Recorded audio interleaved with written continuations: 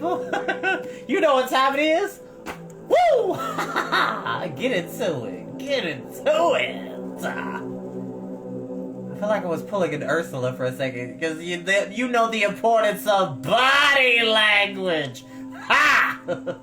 Which there will be a point that we will read The Little Mermaid, the Hans Christian Andersen original story. We will get to a point where we will read that. Shout out to Dark Star Bookstore and Superfly Comics here in Yellow Springs. If you ever have any need for some awesome, great additions to good stories, classic novels, comic books, manga, art, planners, agendas, journals, board games, puzzles, Dark Star Bookstore in Yellow Springs, as well as Superfly Comics here in town. Please show them some love. Please go check them out on Facebook and Instagram. Please, because they're amazing, and they both they give me life. They give me life, and they have helped me when I needed it most. So shout out to those two businesses. Who do I have on the line? Who is that? Hi. Not able to tell. Why is it not letting me? Oh, hi. Thank you for watching.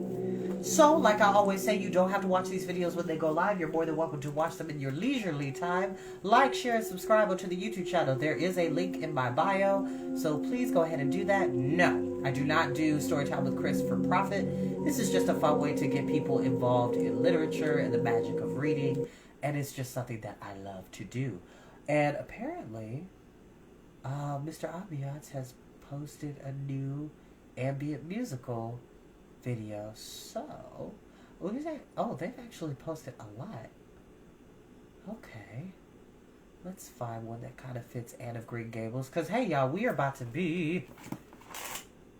We're on chapter 33 right now. And then after that, we'll be on chapter 34. We have 4 chapters left. And then we will be done with Anne of Green Gables.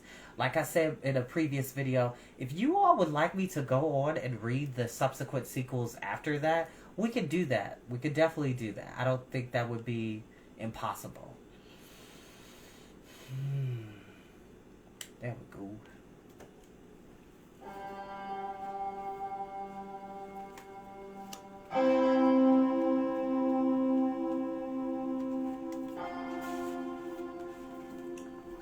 Let me switch it up. Because I'm not feeling that one.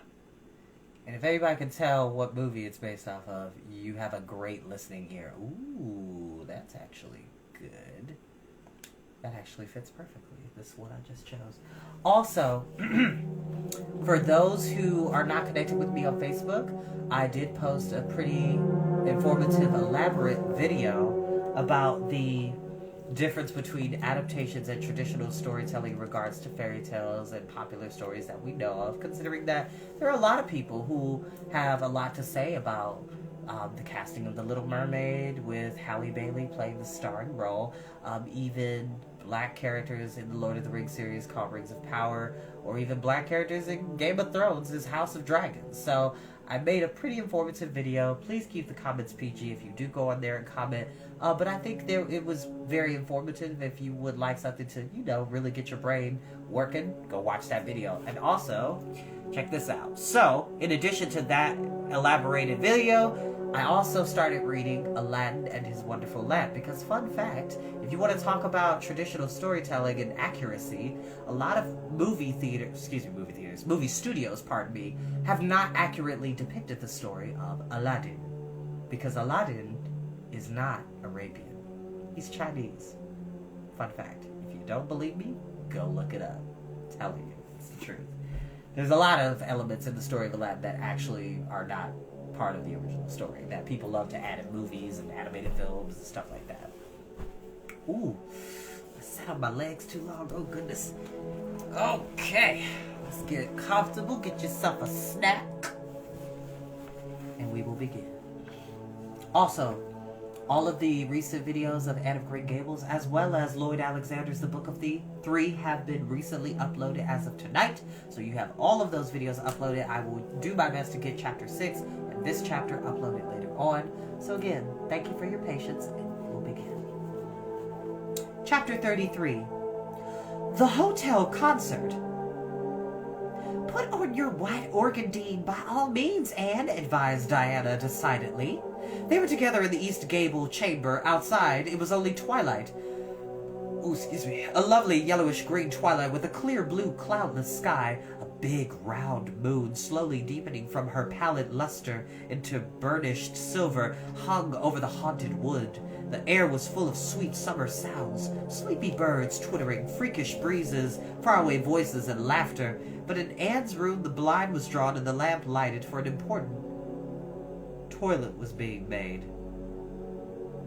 Yes, I read that right. It said toilet. It's a different time. The story is a bit older, so we're going to find out the context of what that is as we read on. The East Gable was a very different place from what it had been on that night 4 years before, when Anne had felt its bareness penetrated to the marrow of her spirit with its inhospitable chill. Changes had crept in, Marilla conniving at them resigningly until it was as sweet and dainty a nest as a young girl could desire.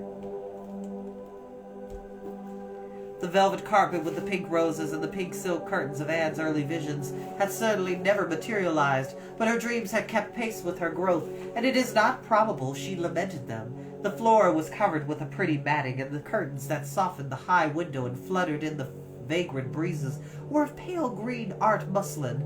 The walls, hung out with gold and silver brocade tapestry, but with a dainty apple blossom paper, were adorned with a few good pictures given Anne by Mrs. Allen. Miss Stacy's photograph occupied the place of honor, and Anne made a sentimental point of keeping fresh flowers on the bracket under it. Tonight, a spike of white lilies faintly perfumed the room with the dream of a fragrance. There was no mahogany furniture, but there was a white-painted bookcase filled with books, a cushioned wicker rocker, a toilet table befrilled with white muslin and quaint gilt-framed mirror with chubby pink cupids and purple grapes painted over its arched top that used to hang in the spare room, and a low white bed. Anne was dressing for a concert at the White Sands Hotel. The guests had got it up in aid of the Charlottetown Hospital and had hunted out all the available amateur talent in the surrounding districts to help it along. Bertha Sampson and Pearl Clay of the White Sands Baptist Choir had been asked to sing a duet. Milton Clark of Newbridge was to give a violin solo. Winnie Adelblair of Carmody was to sing a Scotch ballad. And Laura Spencer of Spencervale and Anne Shirley of Avonlea were to recite. As Anne would have said it at one time, it was an epoch in her life, and she was deliciously athrill with the excitement of it.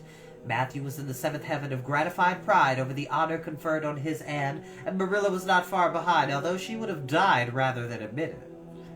Anne said she didn't think it was very proper for a lot of young folks to be gadding over to the hotel without any responsible person with them. Anne and Diana were to drive over with Jane Andrews and her brother Billy in their double-seated buggy, and several other Avonlea girls and boys were going too. There was a party of visitors expected out from town, and after the concert a supper was to be given to the performers. "Do you really think the organdine will be best?" queried Anne anxiously. "I don't think it's as pretty as my blue-flowered muslin, and it certainly isn't so fashionable." "But it suits you ever so much better," said Diana. "It's so soft and frilly and clangy. The muslin is stiff and makes you look too dressed up, but the organdie seems as if it grew on you." Anne sighed and yielded. Diana was beginning to have a reputation for noticeable taste in dressing, and her advice on subjects was much sought after. She was looking very pretty herself on this particular night in a dress of the lovely white wild rose pink from which Anne was forever debarred. But she was not to take any part in the concert, so her appearance was of minor importance. All her pains were bestowed upon Anne, who she vowed must, for the credit of Avonlea, be dressed and combed and adored to the Queen's taste. "Put out that frill a little more, so here, let me tie your sash. Now for your slippers. I'm going to braid your hair in 2 thick braids and tie them halfway up with big white bows. No, don't pull out a single curl over your forehead. Just have the soft part. There's no way you do your hair suits you so well, Anne, and Mrs. Allen says you look like a Madonna when you part it, so I shall fasten this little white house rose just behind your ear. There was just one on my bush, and I saved it for you. Shall I put my pearls back?" asked Anne. "Matthew brought me a string from town last week, and I know he'd like to see them on me." Diana pursed her lips, put her black head on one side critically, which were thereupon tied around Anne's slim milk-white throat. "There's something stylish about you, Anne," said Diana with unenvious admiration. "You hold your head with such air. I suppose it's your figure. I'm just a dumpling. I've always been afraid of it, and now I know it is so. Well, I suppose I should just have to resign myself to it." "But you have such dimples," said Anne, smiling affectionately into the pretty, vivacious face so near her own. "Lovely dimples, like little dents in cream. I have given up all hope of dimples. My dimple dream will never come true. But so many of my dreams have that mustn't complain. Am I all ready now?" "Already?" assured Diana as Marilla appeared in the doorway, a gaunt figure with grayer hair than of yore and no fewer angles, but with a much softer face. Ooh, that's going to be a tough one, because I rarely ever use this word. "Come right in and look at our elocutionist, Marilla." Ooh, I did that good. "Doesn't she look lovely?" Marilla emitted a sound between a sniff and a grunt. "She looks neat and proper. I like that way of fixing her hair, but I expect she'll ruin that dress driving up there in the dust and dew with it, and it looks most too thin for these damp nights. Organdine's the most unserviceable stuff in the world anyhow, and I told Matthew so when he got it, but there's no use in saying anything to Matthew nowadays. Time was when he would take my advice, but now he just buys things for Anne regardless, and the clerks at Carmody know they can palm anything off on him. Just let them tell him a thing is pretty and fashionable, and Matthew plucks his money down for it. Mind you, keep your skirt clear of the wheel, Anne, and put your warm jacket on." Then Marilla stalked downstairs, thinking proudly how sweet Anne looked with her. One moonbeam from the forehead to the crown, and regretting that she could not go to the concert herself to hear her girl recite.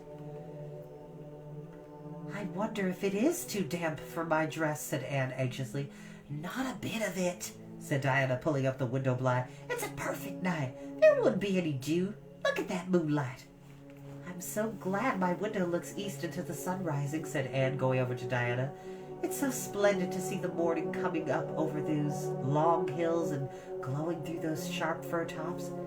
It's new every morning, and I feel as if I washed my very soul in the bath of earliest sunshine.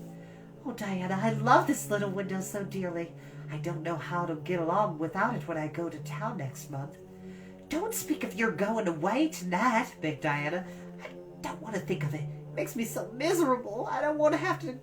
I do want to have a good time this evening. What are you going to recite, Anne? And are you nervous?" "Not a bit. I've recited so often in public. I don't mind it at all now. I've decided to give the Maiden's Vow. It's so pathetic. Laura Spencer is going to have a comic recitation, but I'd rather make people cry than laugh." "Same, girl, same."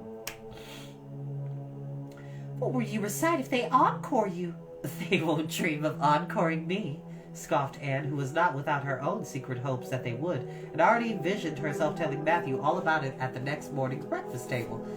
"There are Billy and Jane now. I hear the wheels. Come on." Billy Andrews insisted that Anne should ride on the front seat with him, so she unwillingly climbed up. She would have preferred to sit back with the girls, where she could have laughed and chatted to her heart's content. There was not much of either laughter or chatter in Billy. He was a big, fat, stolid youth of 20, with a round, expressionless face and a painful lack of conversational gifts. But he admired Anne immensely and was puffed up with pride over the prospect of driving to White Sands with that slim, upright figure beside him. And, by dint of talking over her shoulder to the girls and occasionally passing a sop of civility to Billy, who grinned and chuckled and never could think of any reply until it was too late, contrived to enjoy the drive in spite of all. It was a night for enjoyment. The road was full of buggies, all bound for the hotel, and laughter silver clear echoed and re-echoed along it. When they reached the hotel, it was a blaze of light from top to bottom. They were met by the ladies of the concert committee, one of whom took Anne off to the performers' dressing room, which was filled with members of a Charlottetown Symphony Club, among whom Anne felt suddenly shy and frightened and countrified. Her dress, which in the East Gable had seemed so dainty and pretty, now seemed simple and plain, too simple and plain, she thought, among all the silks and laces that glistened and rustled around her.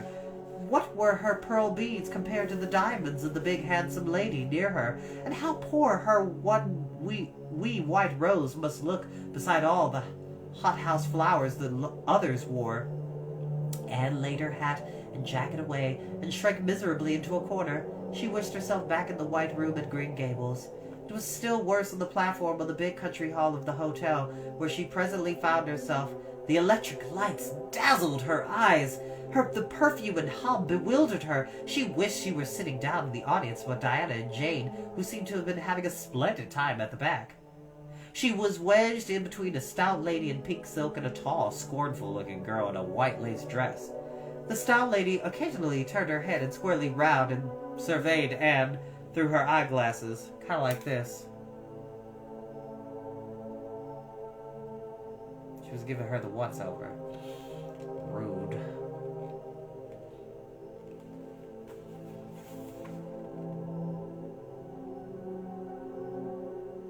Anne, acutely sensitive of being so scrutinized, felt that she must scream aloud, and the white-laced girl kept talking audibly to her next neighbor about the country bumpkins and rustic belles in their audience, languidly anticipating such fun from the displays of local talent on the program. Anne believed she would hate that white-laced girl to the end of her life, which is not okay. Not okay. Hate is a very strong word, kids. For the children that will watch this video. Hate is a strong word. I try not to use it in my vocabulary. I typically say I loathe, L-O-A-T-H-E. I loathe certain people. Or, I strongly dislike them, or I really don't like this thing, or I really don't like this person. Hate is a strong word, and it just doesn't sit well with me. It's just not something... For me, hate is the equivalent of wishing harm on somebody, and that's not the type of energy we want to put out into the universe. It's not okay. Unfortunately for Anne, a professional elocutionist was staying at the hotel and had consented to recite. She was a lithe, dark-eyed woman in a wonderful gown of shimmering gray stuff like woven moonbeams, with gems on her neck and in her dark hair. She had a marvelously flexible voice and wonderful power of expression. The audience went wild over her selection. Anne, forgetting all about herself and her troubles for the time, listened with rapt and shining eyes, but when the recitation ended, she suddenly put her hands over her face. She could never get up and recite after that. Never! Had she ever thought she could recite? Oh, if she were only back at Green Gables! At this unpropitious moment, her name was called. Somehow, Anne, who did not notice the rather guilty-looking start of surprise the white-lace girl gave, and would not have understood the subtle compliment implied therein if she had, got on her feet and moved dizzily out to the front. She was so pale that Diana and Jane, down in the audience, clasped each other's hands in nervous sympathy. Anne was the victim of an overwhelming attack of stage fright. Often she had recited in public. She had never before faced such an audience as this, and the sight of it paralyzed her energies completely. Everything was so strange, so brilliant, so bewildering. The rows of ladies in evening dress, the critical faces, the whole atmosphere of wealth and culture about her. Very different this from the plain benches at the debating club, filled with the homely, sympathetic faces of friends and neighbors. These people, she thought, would be merciless critics. Perhaps, like the white-laced girl, they anticipated amusement from her rustic efforts. She felt hopelessly, helplessly ashamed and miserable. Her knees trembled, her heart fluttered, a horrible faintness came over her. Not a word could she utter, and the next moment she would have fled from the platform, despite the humiliation she felt must ever after be her portion if she did so. But suddenly, as her dilated, frightened eyes gazed out over the audience, she saw Gilbert Blythe away at the back of the room, bending forward with a smile on his face, a smile which seemed to Anne at once triumphant and taunting. In reality, it was nothing of the kind. Gilbert was merely smiling with appreciation of the whole affair in general, and of the effect produced by Anne's slender white form and spiritual face against a background of palms in particular. Josie Pye, who had driven over, sat beside him, and her face certainly was both triumphant and taunting. But Anne did not see Josie, and would not have cared if she had. She drew a long breath and flung her head up proudly, courage and determination tingling over her like an electric shock. She would not fail before Gilbert Blythe. He would never be able to laugh at her. Never, never! Her fright and nervousness vanished, and she began her recitation, her clear, sweet voice reaching to the farthest corner of the room without a tremor or a break. Self-possession was fully restored to her, and in the reaction from that horrible moment of powerlessness, she recited as if she had never done before. There were bursts of honest applause. Anne, stepping back to her seat, blushing with shyness and delight, found her hand vigorously clasped and shaken by the stout lady in her pink silk. "My dear, you did splendidly," she puffed. "I've been crying like a baby. Actually, I have. They're encouraging you. You're bound to have you back." "Oh, I can't go," said Anne confusedly.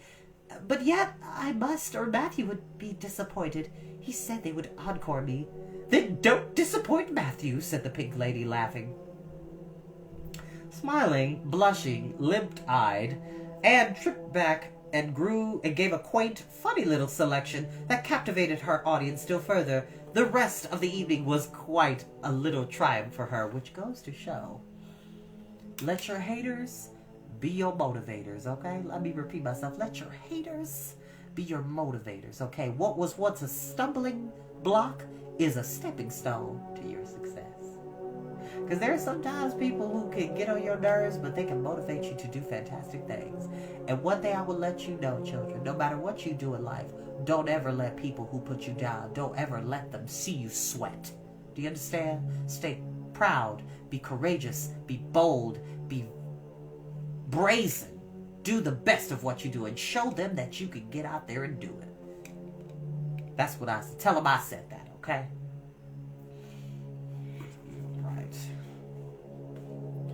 When the concert was over, the stout pink lady, who was the wife of an American millionaire, took her under her wing and introduced her to everybody, and everybody was very nice to her. The professional elocutionist, Mrs. Evans, came and chatted with her, telling her that she had a charming voice and interpreted her selections beautifully. Even the white-lace girl paid her a languid little compliment. They had supper in the big, beautifully decorated dining hall. Diana and Jane were invited to partake of this also, since they had come with Anne, but Billy was nowhere to be found, having decamped in mortal fear of some such invitation. He was in waiting for them with the team. However, when it was all over and the three girls came merrily out into the calm white moonshine radiance, Anne breathed deeply and looked into the clear sky beyond the deep boughs and dark boughs of the firs.